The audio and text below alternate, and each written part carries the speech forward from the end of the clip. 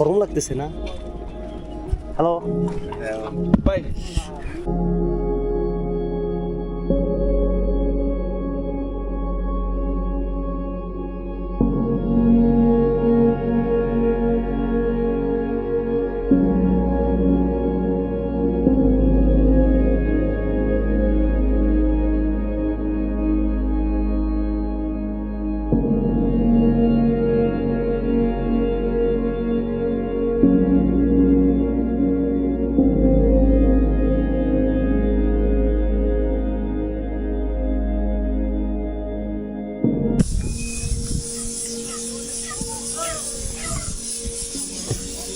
তো ভাই এখন বাজে হইতেছে 11:30টার মতো, আর এখনো সব মার্কেটের দোকানগুলো ওপেন হয় নাই।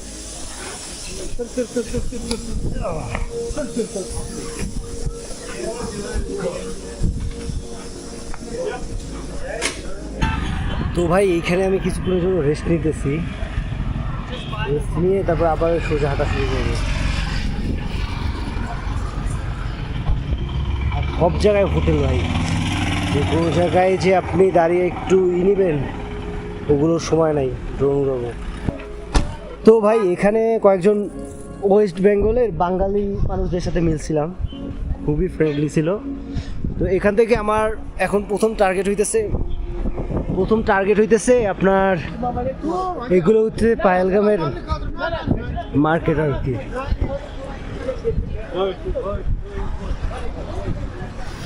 বিভিন্ন ধরনের জামা কাপড়,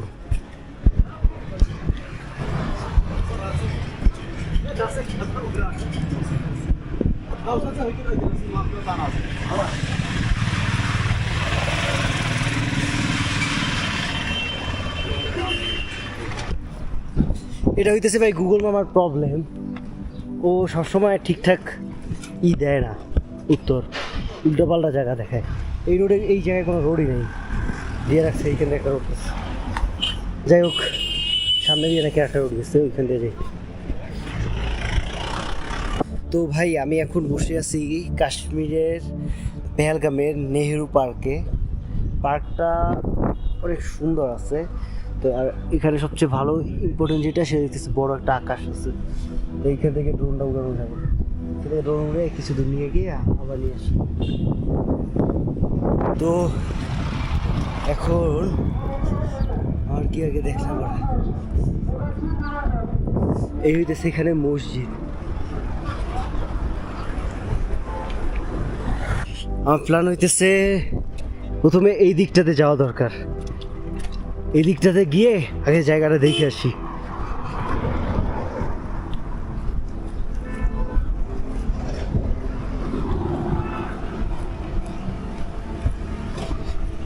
তো ভাই আমি পুলিশ স্টেশনের অপোজিটে রোড দিয়ে যাইতেছি। এই জায়গাটা দেখলাম গুগলে, জায়গাটা ভালোই লাগলো, আর বেশি দূরও না, 1 কিলোমিটারের মতো।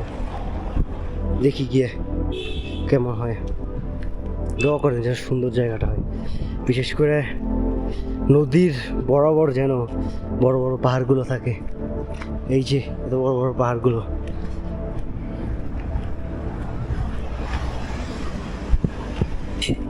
এখন আসছি এইখানে, ভাই পুরা এইগুলো দেখা যায়।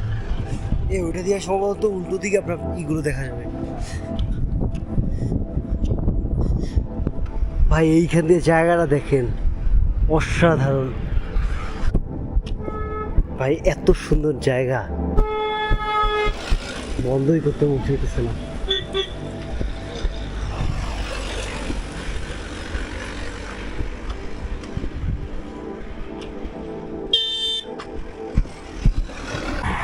ও ভাই কি দারুণ ভাই না?